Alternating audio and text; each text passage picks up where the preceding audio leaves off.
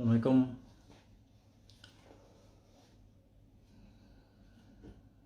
Selamat malam semuanya dimanapun sahabat berada.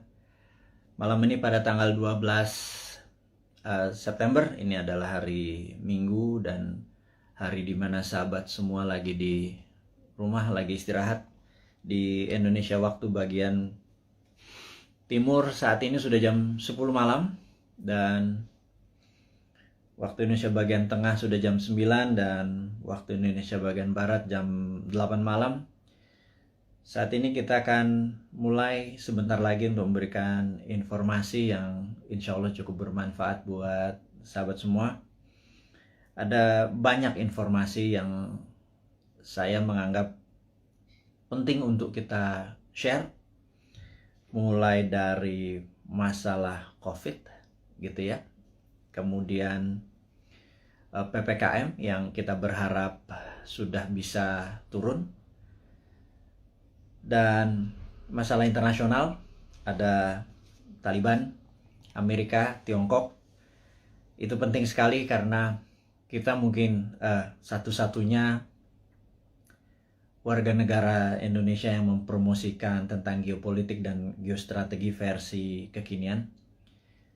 Jadi saya berharap Anda bawa bolpen, bawa kertas, merekam, dan apapun itu, tolong nanti kalau direkam edisi yang awal ini tolong di-cut ya. Karena di sini mungkin hanya informasi-informasi awal sambil menunggu sahabat-sahabat semua untuk bergabung dalam beberapa menit lagi. Alhamdulillah sudah 2.700-an yang bergabung. Saya pikir kalau kita menunggu beberapa menit lagi, informasi penting dari dan untuk sahabat semua bisa didengarkan lebih banyak sahabat lagi. Sambil menunggu suara saya mohon dicek, kalau kurang keras saya akan tinggikan volume speakernya, kalau cahayanya kurang terang tolong dikode dengan jempol dan lain sebagainya. Saya menggunakan speed dan suara yang sangat pelan, jadi kalau suara di sini sudah terdengar, saya pikir akan menggunakan intonasi seperti pada saat ini. Jadi tidak berapi-api, juga tidak letoy seperti pejabat-pejabat yang ada pada saat ini. Kita juga nggak mau berapi-api, ntar disangka kita mau kampanye gitu ya. Jadi kita tahu, kita sebelum mulai kita membahas beberapa poin yang saya akan ceritakan. Nomor satu, mungkin kita akan cerita tentang Westphalian. Ini ada pelajaran sejarah. Kemudian tentang solusi dari COVID, tapi bukan orang yang terpapar COVID, tetapi tentang long COVID. Ini juga penting untuk kita diskusikan sebentar lagi. Jadi sahabat semua, kita sudah 3.500. Baik. Assalamualaikum warahmatullahi wabarakatuh. Dimanapun sahabat berada yang hari ini merelay atau menonton atau menyaksikan Bosman Live yang akan menceritakan hal-hal yang menarik pastinya, karena sudah lama kita tidak mengudara dan men-share. Jadi ada informasi nomor satu adalah tentang hilangnya akun YouTube dari Bosman. Ini menarik nih. Ini menarik. Jadi sahabat semua, akun YouTube Bosman beberapa saat yang lalu pernah hilang. Itu adalah setelah kita mendapatkan lebih dari 10 kali peringatan. Ternyata akun kita hilang. Dan saya ingat peristiwa hilang itu kita menuntut atau appeal dalam bahasa hukumnya. Kita menuntut keadilan dengan YouTube Indonesia dan YouTube internasional, dan juga kita berpikir lalu di situ didapat bahwa YouTube Bosman didapat informasi yang mengandung hoax, fake, dan disinformasi. Jadi dari 600, nggak nyampe waktu itu 500 sekian video dianggap mengandung hoax, mengandung fake news atau informasi yang fake dan disinformasi-informasi yang salah. Itu kita menarik karena kita melihat informasi yang sama di tempat lain tidak didapat kritik. Ternyata kita baru sadar bahwa sistem algoritma dari sosial media, entah itu YouTube, IG, Facebook, Twitter, dan lain sebagainya, ternyata mereka kalau mendapatkan komplain dari 1-2 orang, mereka tidak peduli, tetapi kalau komplainnya sampai 1000, mereka memperhatikan, bahkan algoritma robotnya langsung memperingati sosmed yang diserang dalam tanda petik. Nah, rupanya kita mendapatkan serangan dari ribuan akun-akun yang menyatakan video-video narasi Bosman mengandung hoax, fake, dan disinformasi terhadap itunya. Nah, ini menarik karena sistem algoritma dari sosmed tersebut ya langsung aja men-take down semuanya. Dan tapi itulah kebebasan berpendapat. Kita tahu bahwa saya ingat salah satu tim kita, Pak, yang punya YouTube kan Google, Pak. Bagaimana kalau kita appeal atau mencoba bertanya ke Google gitu ya. Nah, menarik. Kita melakukan appeal, kita berdiskusi bahwa tolong dicek dari 600 video Bosman tersebut, yang mana yang Anda anggap fake, yang mana yang Anda anggap hoax, yang mana yang Anda anggap disinformasi. Kita mau menantang atau men-challenge. Saya ingat peristiwa itu adalah hari Minggu jam 1 malam. Jadi hari Sabtu di Amerikanya jam 1 siang. Kita appeal selama beberapa jam dan kemudian alhamdulillah jam 4 pagi itu YouTube kita on lagi gitu ya. Dan kita mendapat peringatan. Nyawa kita hilang 1, kalau 0 maka akan hilang selamanya. Dan sejak saat itu kita terpikir bahwa suatu hari, karena mereka para buzzer ini sudah tahu bagaimana membungkam video-video kita, maka kita sudah yakin bahwa video kita akan dibungkam untuk selamanya. Dan makanya kira-kira tak lama setelah itu kita melakukan bukan konferensi pers, tetapi kita naik ke live YouTube, live IG. Kita mengatakan bahwa sahabat semua, Anda diizinkan untuk re-upload atau ambil semua informasi tadi, naikkan ke YouTube channel Anda atau ke sosial media Anda. Kalau Anda mendapatkan AdSense, Anda mendapatkan benefit iklan, apapun ambil 100%. Tapi mohon jangan menggunakan nama yang menjadi trademark dari Bosman, seperti nama Bosman, Mardigu, Wowi, Sontoloyo, dan lain sebagainya. Anda semua mengerti. Lalu kita melakukan hal yang seperti rutin kita lakukan. Kita memberikan pelajaran-pelajaran yang mungkin lebih spesifik. Kita memberikan julukan kepada orang-orang yang setuju dengan prinsip kita dengan nama New Mind. Sekarang pertanyaan, New Mind itu apa? New Mind adalah yang mereka mempunyai pemahaman terhadap New Economic Model. New Economic Model. Kita adalah kaum secara ekonomi tidak lagi berkiblat pada Adam Smith dan Keynesian. Kita menyebut diri kita adalah post-Keynesian atau Keynesian yang sudah kita lewati. Dan mazhab kita ini dipakai oleh Michael Hudson atau Hudsonian.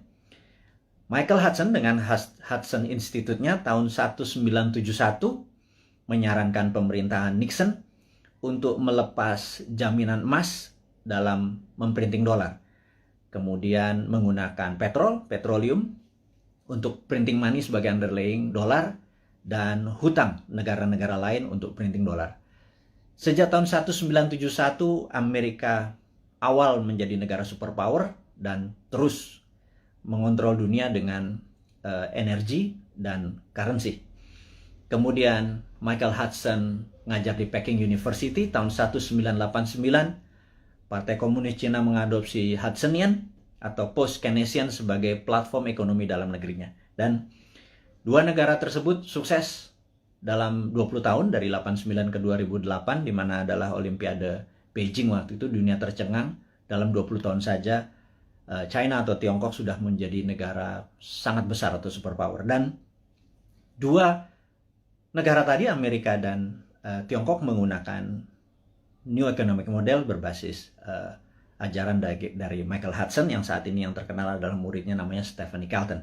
Dan itulah orang-orang yang kalau nanti 2024 kita mendapatkan kepercayaan, mungkin penasihat ekonomi kita adalah Michael Hudson dan Stephanie Kelton yang akan membawa Indonesia menjadi punya model baru, New Economic Model, di mana kita mungkin negara kita tidak ada interest atau bunga lagi, pajak turun gitu ya, berbeda dengan sekarang yang pajaknya naik.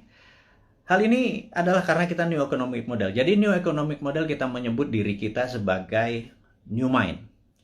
Kemudian New Mind memahami apa yang namanya geopolitik. Geopolitik adalah sebuah kekuatan geografi dari negara kita untuk kekuatan berpolitik terhadap negara-negara lain. Jadi saat ini misalnya kekuatan geografi kita untuk politik untuk menekan Singapura, menekan ASEAN, menjadi kekuatan di tengah, memanfaatkan Selat Malaka untuk keuntungan ekonomi, saat ini tidak dilakukan selama 20 tahun pemerintahan yang ada. Kenapa saya sebut 20 tahun? Karena 20 tahun adalah ukuran yang harus kita patokkan. Jadi Dubai dibangun dalam 20 tahun, Beijing dibangun 20 tahun, Tiongkok, kemudian banyak negara yang dalam 20 tahun menjadi negara besar. Jadi kita tanya sekali lagi, Ibu Mega, alhamdulillah Anda sudah 3 tahun menjabat sebagai Presiden ke-5, kemudian Pak SBY selama 10 tahun, terima kasih Anda sudah 10 tahun membawa negara ini. Kemudian terakhir adalah saat ini Pak Jokowi dengan 7 tahun, jadi total sudah 20 tahun. Pertanyaan dari kaum New Mind kepada Anda semua yang kami menganggap tidak berbeda haluan ekonominya, kita bicara ekonomi dulu ya, adalah tidak berhasil membawa Indonesia untuk menjadi negara superpower. Dan kemudian tahun 2024 ada 3 informasi yang kita bisa share. Nomor 1 adalah ada isu bahwa akan diperpanjang 3 masa jabatan. Jadi incumbent bisa men-challenge lagi dirinya. Dan di sini saya ragu apakah nanti tahun 2024 Anda menang juga gitu ya. Tapi nggak apa-apa, itu adalah fair fight. Jadi kalau kita nih kaum New Mind mendadak nanti challenge-nya dengan incumbent, mungkin menarik karena kita menang atau kalah pun dari yang the best gitu ya.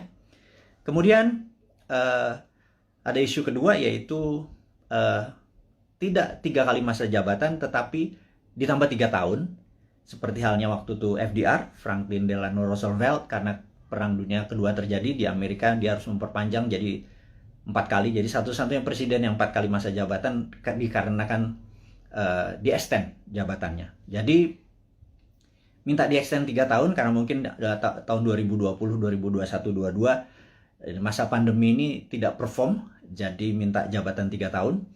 Dan baik itu jabatan 3 tahun ditambah, walaupun nanti 5 tahun lagi, atau 3 kali masa jabatan, itu keduanya harus MPR putuskan dan DPR. Jadi saya yakin Anda bisa lakukan karena DPR saat ini sudah Anda kuasai, ditambah PAN bergabung, jadi udah 82% suara Anda. Pasti Anda bisa ubah ini semua semau-mau dan sependapat Anda. Nggak apa-apa, itu free fight, itu pasar bebas, itu adalah demokrasi, kita nggak perlu marah.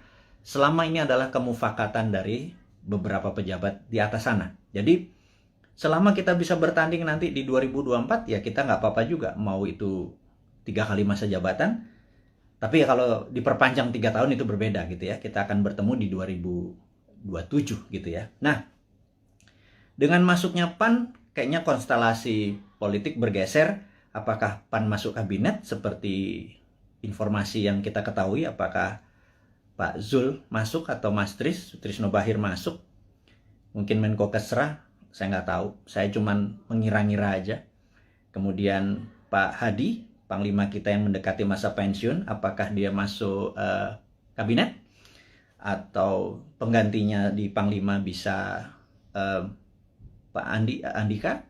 dari darat. Kalau ini merasa darat lagi, mungkin Angkatan Laut yang masuk, dan Pak Andika bisa juga digeser ke BIN. Apapun itu, tujuannya saya tahu bagaimana, atau kita tahu bagaimana membuat negara Indonesia ini berdaulat.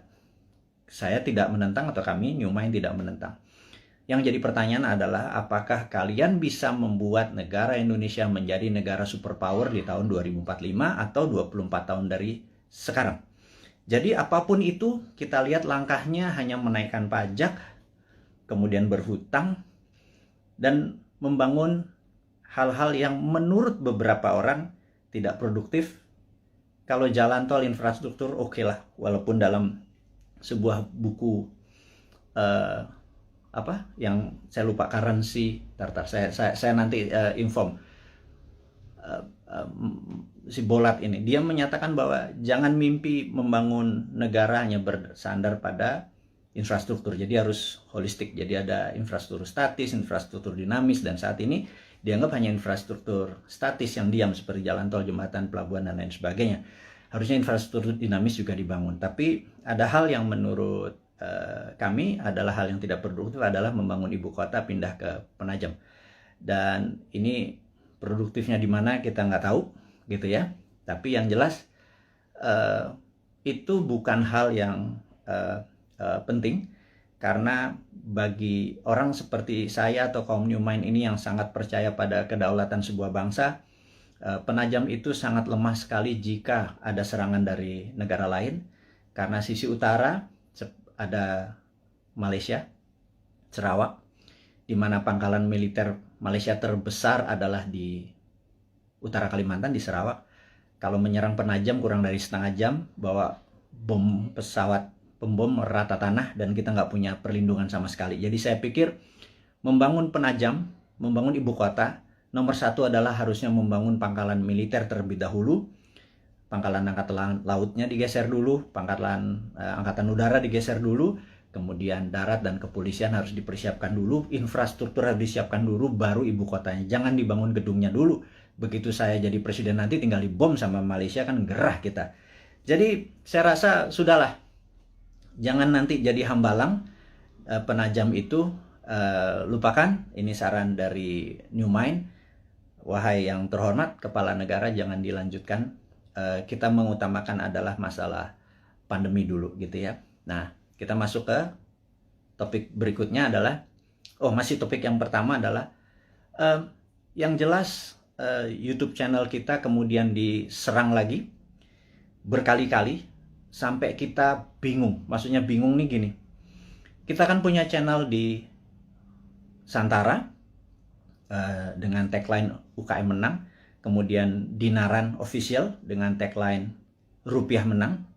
Kalau Bosman Mardigu tagline-nya adalah Indonesia menang. Jadi kita memasang cerita, karena selama di takedown tidak boleh upload, kita menaruh informasi di Dinaran Official dan di Santara. Kemudian begitu kita boleh lagi memasang, kita memindahkan informasi di Dinaran tersebut official ke Bosman Mardigu, dan itu di take down juga. Itu kita heran, berarti memang YouTube kita memang ditarget, gitu ya, sampai kita kebingungan.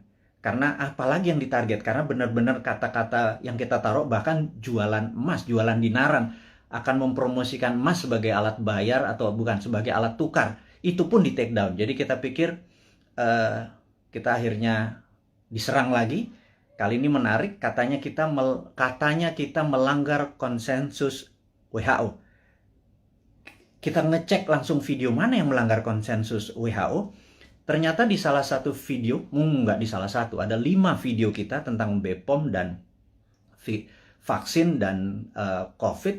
Di situ kita terang-terangan mengatakan kita mendukung vaksinasi, tetapi kita lebih mendukung terapi imunitas, alias mereka dites titernya dulu, dimana kalau titernya 150 ke atas atau 200 ke atas tidak usah vaksin karena antibodinya tinggi. Jangan semua orang dihajar titernya rendah atau tinggi, dihajar semua pakai vaksin, sehingga terjadi pemborosan. Dan menurut kita ini, Ada 400 juta vaksin udah dibeli, jangan-jangan dengan 50 juta kalau kita selected mereka yang titernya di bawah 150 antibodinya itu yang divaksin, maka jangan-jangan 80% penduduk kita yang di kampung-kampung sana yang hanya makan tiwul, hanya makan jagung rebus terus ngopi terus ngakak-ngakak tuh titernya pada tinggi semua karena bahagia semua. Sementara yang bermasalah nyara orang di kota dan pejabat-pejabat terutama politikus yang titernya rendah walaupun makannya enak, mungkin karena duitnya nggak halal kali ya. Mereka-mereka yang dikasih vaksin gitu. Nah, ternyata kita mempromosikan imunoterapi atau terapi imunitas itu dianggap melanggar konsensus WHO. Dan kita di take down lagi. Jadi kita mulai mempelajari apa sih konsensus WHO. Ternyata konsensus WHO itu adalah vaksin itu suggested, atau dalam bahasa Indonesianya, vaksin itu disarankan. Sementara kayaknya nih ya, pemerintah kita kayaknya, sekali lagi ya, mohon maaf nih, kayaknya, kalau Anda marah, Anda geeran, atau Anda baperan. Kalau baperan jangan jadi pejabat ya. Jadi kayaknya di Indonesia vaksin itu mandatori, diwajibkan. Sementara WHO hanya suggested atau menyarankan. Jadi di sini kita ada sedikit pertanyaan, kita tidak melanggar konsensus WHO, tapi mungkin melanggar mandatori atau perintah dari pemerintah saat ini. Sekali lagi kita bukannya tidak mendukung, tapi kita punya preference. Karena sahabat saya, seorang profesor yang saat ini mengajar di Cornell University, beberapa minggu yang lalu, mungkin beberapa hari yang lalu, 3 minggu yang lalu, mengatakan, kalau vaksin adalah sebagai single bullet proof untuk menang melawan COVID, itu halu. Jadi dianggap delusion. Jadi menurut beliau, kalau kita menganggap atau kita berpikiran bahwa untuk menang melawan virus corona ini, vaksin adalah satu-satunya single bullet proof, itu delusion. Jadi itu kata-kata sebenarnya cukup sadis gitu ya. Karena sebenarnya ada banyak cara untuk selain vaksin. Taliban itu nggak pakai vaksin, nggak pakai masker tuh, nggak ada yang satupun yang kena. Taliban, COVID-nya takut sama Taliban. Itu aja berpikir sangat sederhana. Nah, jadi sahabat semua, akhirnya kita singkatnya adalah di take down forever, permanen. Jadi mendengar hal itu terjadi, RIP, rest in peace, kita dalam waktu 4 jam langsung membuat Bosman Mardigu official. Dan entah bagaimana, tahu-tahu ada 5-6 akun mirip-mirip, ada Mardigu Wowi official, Mardigu Bosman Mardigu unofficial, apapun itu, saya minta dengan segala kerendahan hati dan dengan segala hormat Anda untuk mengganti dengan nama, jangan pakai trademarknya Bosman. Sekali lagi saya dengan hormat memohon Anda untuk mengganti. Karena saat ini orang begitu membuka akun tersebut menjadi tidak terdistract ya dengan penampilan Anda tersebut. Saya tahu niat Anda baik, tetapi saya sudah wanti-wanti, jangan pakai nama trademarknya Bosman, tapi videonya Anda upload, Anda re-upload, Anda share, Anda berhak atas itu semua. Tidak ada hak paten atau right yang saya tuntut, tidak ada. Tetapi jika ada orang keberatan, sayalah keilmuan tersebut yang akan dipertanyakan. Jadi Anda tidak akan bertanya. Jadi sekali lagi, saya mohon maaf untuk Anda. Saya minta dengan segala hormat untuk mengganti channel tersebut, sehingga Bosman Mardigu Official adalah satu-satunya akun. Dan ke depan kita akan punya gaya lain, punya genre lain, punya aliran lain, demi membuat Anda semua mengerti otot atau muscle knowledge atau otot bernegara yang lain yang akan kita ajarkan, yang akan membuat kita menjadi negara besar superpower di 2045.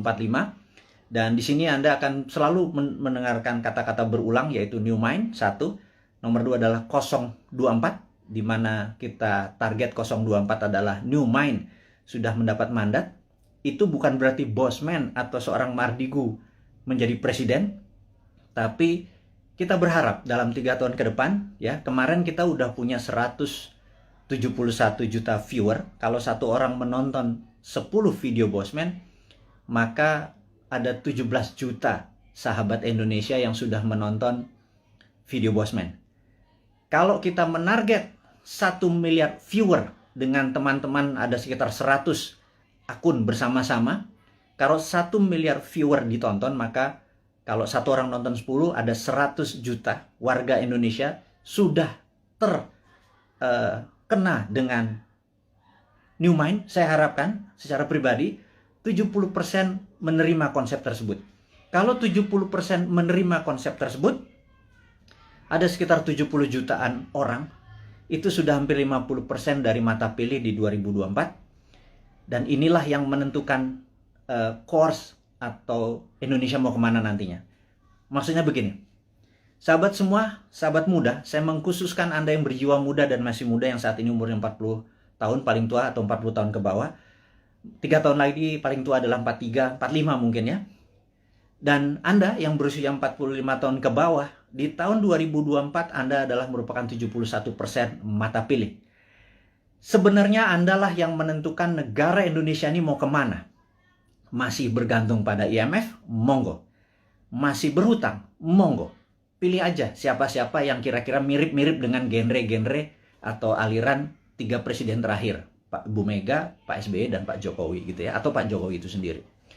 Jadi, kalau Anda masih mau miring ke Tiongkok, pilihlah yang kita sebut para old mind. Jadi, kalau nanti di 2024 Anda masih memilih old mind, ya nggak apa-apa juga gitu ya. Ya sudah, saya secara pribadi tidak kalah, tidak menang.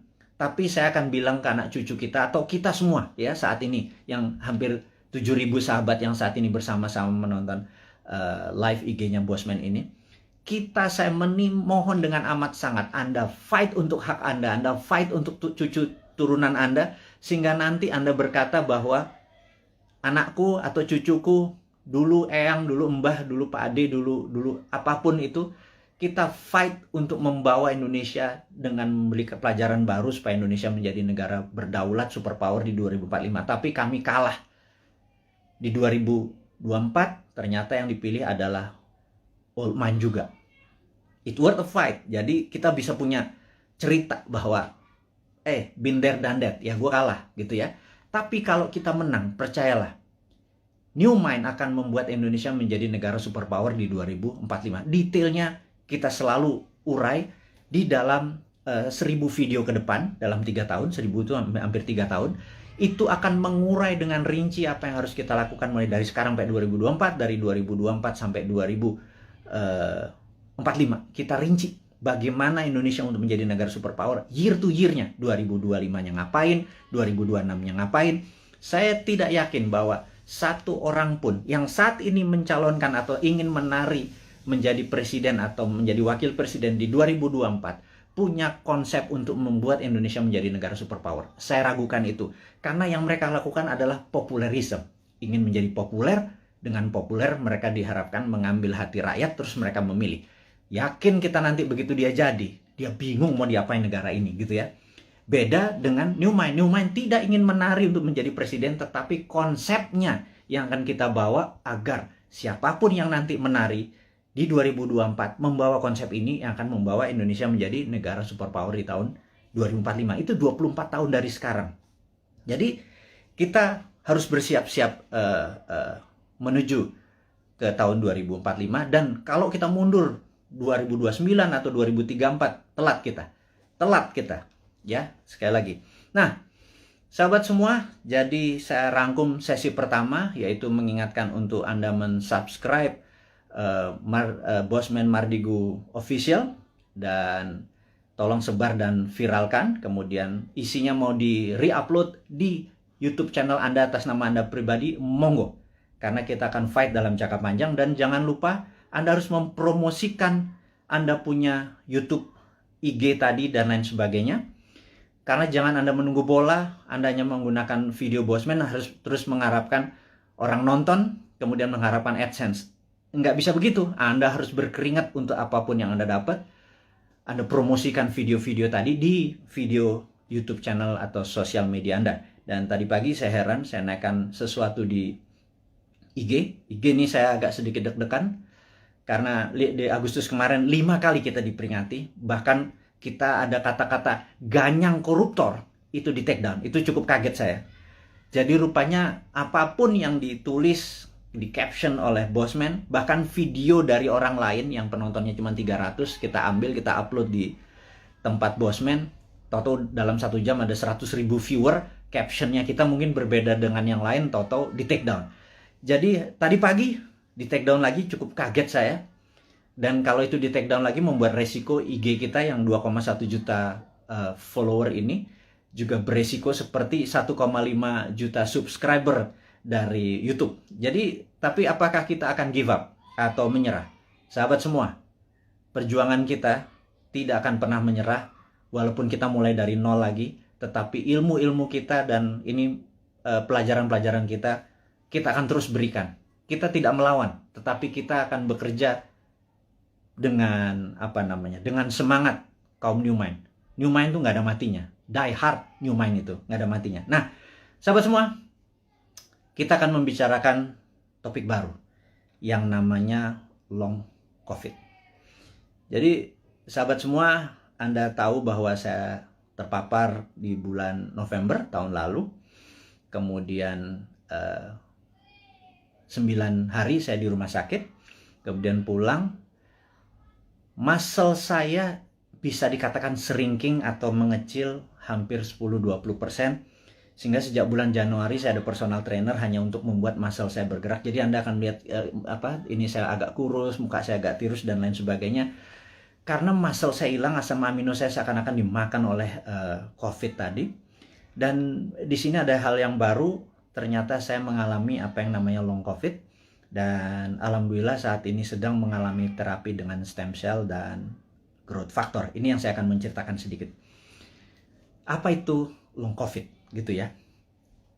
Jadi sahabat semua, kalau ada pencuri masuk ke sebuah rumah, pencuri itu ingin mencari emas, uang, ATM, kunci mobil, dia bongkar lemari, dia bongkar kulkas, dia bolak-balik sofa, dia apapun dalam rumah itu berantakan. Dan ketika keluar dari rumah tersebut, ada polisi yang menembak mati. Matilah pencuri tersebut. Tetapi rumah yang tadi dia masuki sudah berantakan. Itu dikatakan badai sitokin. Dan badai sitokin ini memakan waktu untuk penyembuhannya. Karena itu, efek ini disebut atau dinamakan long COVID. Sayangnya ini belum dipromosikan dengan detail dan banyak tentang long COVID. Maka dengan segala kerendahan hati, Bosman adalah orang yang awal-awal menceritakan tentang long COVID. Jadi ada yang efeknya setelah 3-4 bulan, mereka mendapatkan rambutnya rontok. Atau lelo, agak lupa terus lemot otaknya. Ini kok gue ke lantai 2 mau ngapain ya gitu ya. Kemudian ada yang gulanya yang biasanya normal 100, toto menjadi 300. Atau asam uratnya naik, atau setiap malam berdebar-debar gitu ya. Sahabat semua, ada 4 juta saudara kita terpapar COVID dan menjadi penyintas, sudah sembuh dari COVID-nya. 50% katakanlah yang 2 juta itu menjadi normal kembali, tetapi yang 2 juta ini saat ini mengalami efek long COVID mulai dari yang kecil sampai yang severe atau yang parah. Dan sebagaimana kita ketahui bahwa 90% korban meninggal karena COVID, COVID-nya sudah negatif, alias kena badai sitokin atau organ-organ tubuhnya terkena pengaruhnya tadi. Jadi sahabat semua, bagaimana solusi long COVID ini gitu ya? Saya akhirnya sangat serius mendalami ini. Saya bergabung dengan beberapa dokter yang saya anggap mereka adalah pejuang-pejuang kesehatan. Kami memfokuskan dengan stem cell dan growth factor. Dan alhamdulillah, siapapun yang terkena COVID, kami injeksi, kami tidak minta bayaran. Siapapun yang terkena long COVID, kami injeksi, tidak meminta bayaran. Dan saat ini Anda bisa cek di YouTube channel yang nanti akan kita sebarkan dan di IG.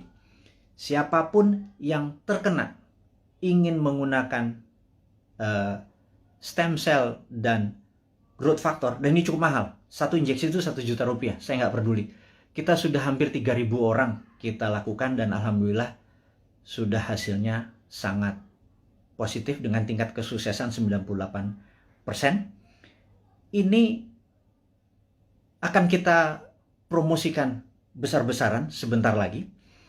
Tentunya setelah kita masih terbatas, tapi ini adalah penyelidikan yang sudah 5 tahun berjalan. Kita gaspol, intinya adalah kita ingin berkontribusi, kita harapkan 1 juta orang. Entah itu yang terpapar atau kena long COVID, kita kasih free. Ini proyek agak utopia, agak gila sedikit, tapi itulah New Mind.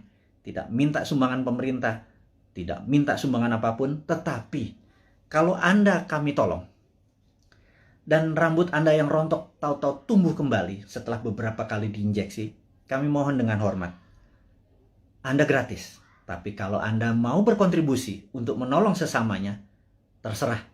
Mulai dari 0 sampai tak terhingga, Anda lakukan pembayaran atau tidak sama sekali, kita nggak peduli, kita punya cara lain.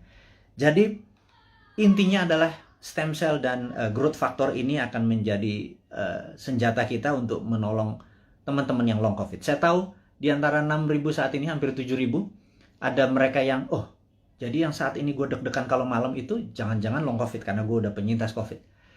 Ini yang membuat gula gue naik, ini membuat dimmer gue naik dan lain sebagainya. Yuk kita diskusi lebih detail lagi tentang hal ini. Anda boleh DM atau nanti komen di IG kita atau di YouTube channel kita, karena kita akan merinci sekali lagi. Jadi ini berbeda sekarang YouTube-nya dengan YouTube yang dulu. Kita akan lebih banyak kontribusi-kontribusi ini, tapi bukan hadiah-hadiah, tetapi benar-benar ingin penyembuhan masalah COVID dan long COVID ini. Ini sedikit kontribusi dari kaum New Mind. Dan bagi mereka yang sehat, supaya tidak terpapar, kita adalah orang yang ingin imunitas kita tinggi. Kita ada immodulator. Ini juga free. Kita akan kasih semua orang. Ini berbahan baku juga ada stem cell dalam tanda petik yang kita keringkan dicampur dengan herbal. Ini juga gratis. Kalau Anda minta immodulator, kita kirim dimanapun, tapi ongkos kirimnya Anda tanggung kalau itu di luar Jakarta. Kalau di Jakarta ambil sendiri. Nanti tempat-tempatnya kita kasih tahu, ada yang di Citos, ada yang di Senayan dan lain sebagainya. Itu detailnya. Immodulator ditargetkan adalah mereka yang ingin titernya atau antibodinya tinggi, atau mereka yang dalam proses penyembuhan setelah recover dari COVID. Sekali lagi, kita akan menyiapkan immodulator. Namun kalau long COVID tadi yang stem cell dengan growth factor, kita injeksi ke muscle atau daerah bokong gitu ya, akan kita masukkan. Oke, itu adalah informasi kedua, sahabat semua. Yang ketiga adalah sahabat saya, seorang profesor filosofi, guru besar universitas cukup terbesar di Jawa Tengah, tadi pagi menyatakan, Mas Mardigu, sampean ini memang gila katanya. Anda benar-benar mendeklar diri Anda sebagai Westphalian. Saya begitu dikatakan saya sebagai Westphalian ini saya tertawa. Karena bagi orang seperti saya, no need an explanation tentang apa itu Westphalian. Jadi, tapi saya yakin teman-teman yang masih muda di bawah 40 tahun, mungkin yang memahami Westphalian ini cuman 5-10%. Ya udah, saya review apa. What the hell is Westphalian gitu ya. Jadi Westphalian ini adalah orang-orang yang mendukung. Ini adalah di abad 17, tepatnya mungkin tahun 1648. Ada Westphalian, sebuah kota yang sekarang di wilayah Jerman, Westphalia. Itu mengadakan treaty, perjanjian antara kaum monarki dengan nasionalis. Jadi disitulah masa keemasan awal kaum nasionalis yang nanti melahirkan demokrasi, dan masa suram dari kerajaan atau monarki. Dan sejak saat itu negara-negara Eropa perlahan-lahan monarkinya makin turun dan berakhir di Perang Dunia Pertama. Negara-negara menjadi nasionalis atau disebut nation state. Nation adalah negara, state adalah bangsa. Jadi negara bangsa adalah pemahaman Westphalian. Kemudian di Perang Dunia Pertama, Westphalian menguasai 80% dunia, monarkinya nggak sampai 20%. Kemudian di 1945, Perang Dunia Kedua, ada 100 negara lahir dan semua adalah Westphalian. sehingga monarki menjadi mengecil. Tapi orang-orang monark ini melakukan mungkin memutasi. Mereka menjadi raja-raja seperti Rothschild, Oppenheimer, dan lain sebagainya. Ada 13 raja-raja, keluarga raja-raja, dalam tanda petik, bukan raja beneran, tapi raja ekonomi. Nah, mereka inilah yang mulai menggarap dunia tahun 50-an, 60-an, 70-an terus. Dan mereka yang kita sebut sekarang dengan nama globalis. Jadi globalis ini anti-nation, anti-negara, anti-bangsa. Globalis hanya peduli pada NIK, nomor induk kependudukan. Mereka hanya peduli pada numbers dan sertifikasi. Jadi, saya tidak menentang vaksin, saya menentang sertifikasi. Jadi ini jelas ya posisi saya ya. Saya anti sertifikasi, saya anti dimonitor, saya anti diikuti, dibedah. Kita kemana aja, masuk ke mall, keluar mall, masuk ke sini, kita dibedah, kita diikuti, dan ada nomor serinya. Itu adalah cita-cita globalis dari dulu. Kita sebagai kaum Westphalian yang nasionalis patriotik, kita menganggap bahwa mereka adalah common enemy atau musuh bersamanya. Dan globalis ini di belakang Tiongkok dan di belakang Amerika dan negara-negara lemah. Jadi kita takutkan negara tetangga ini sudah terpengaruh dengan globalis, sehingga kita kaum nasionalis, kaum Westphalian ini ya dibungkam, entah di YouTube-nya, entah di IG-nya, atau kita dibungkam karena mereka tidak ingin semangat nasionalis seperti yang Pak Karno promosikan menjadi penghalang kesuksesan mereka mensertifikasi dan memberikan numbers kepada penduduk dunia. Tapi kata-kata guru besar tadi tentang kita adalah Westphalian dan diserang untuk dibungkam membuat saya tertohok. Intinya adalah benar juga ya. Jangan-jangan itu yang terjadi. Tapi apapun itu, kedepannya kita akan terus memberikan informasi kepada sahabat semua dimanapun Anda berada dengan ilmu-ilmu kekinian yang tujuannya adalah Anda di tahun 2024 yang 71% ini, saya minta dengan hormat menentukan apakah Anda mau membuat Indonesia menjadi negara superpower di tahun 2045 atau Anda tetap ingin Indonesia menjadi negara mediocre seperti saat ini di tengah-tengah dan di trap. Kena debt trap, kita nggak bisa kemana-mana, siapapun jadi presidennya, menjadi pemimpinnya, terborgol sampai tahun 2045. Anda bisa pilih itu semua, dan untuk itu saya mohon dengan amat sangat Anda promosikan ide-ide dari New Mind ini dengan siapapun. Kita challenge ilmu kita ini, kita lakukan studi lebih dalam lagi. Tujuannya adalah untuk membuat Indonesia berdaulat seperti kaum Westphalian atau nasionalis. Tapi kalau Anda memilih menjadi sama globalis, monggo juga 2024 kita memilih enggak, kita bukan nasionalis, kita setuju sama globalis, kita ikut Tiongkok, kita ikut Amerika, kita ikut IMF, kita ikut obor, kita ikut globalis, silahkan juga. Itu ada pilihan Anda. Tapi saya secara pribadi menyatakan diri saya anti globalis, saya Westphalian, saya nasionalis, saya patriotis, dan saya harap mereka-mereka yang mengadopsi New Mind berpendapat bahwa kita anti bunga, deposito kita tidak ada bunga, rupiah kita berputar, dan salah satu transaksinya kita nanti bisa menggunakan alat tukar baru yang namanya emas, di mana cadangan deposito emas kita cukup besar yang bisa menjadi underlying dari transaksi menggunakan emas. Ini adalah prinsip-prinsip New Mind. Sahabat semua, kita sudah bersama-sama hampir 1 jam. Ada 3 topik hari ini yang kita diskusikan. Saya harap video ini bisa Anda tonton sekali lagi untuk memahami maksud-maksud kita ke depan. Kita tidak anti vaksin, kita anti sertifikasi, kita dukung pemerintah dengan vaksinasi, kita dukung dengan strategi menyelesaikan masalah long COVID dan COVID dengan saat ini kita menggunakan stem cell dan growth factor, dan itu sifatnya free. Kita dukung, jadi kita menganggap bahwa vaksin sebagai single bullet proof itu harus ada solusi lain, jangan satu-satunya vaksin, yaitu kita menggunakan solusi dengan stem cell dan growth factor. Yang kedua, kita mengingatkan ada yang namanya long COVID. Long COVID adalah efek setelah terpapar COVID yang saat ini kita duga ada 2 juta sahabat kita, mulai yang terkena dari yang paling ringan hingga yang paling berat, dan ini akan kita gratiskan semua pengobatannya, dan nanti diskusinya kita ada di DM di sosmed kita atau nanti akan informasikan ke YouTube.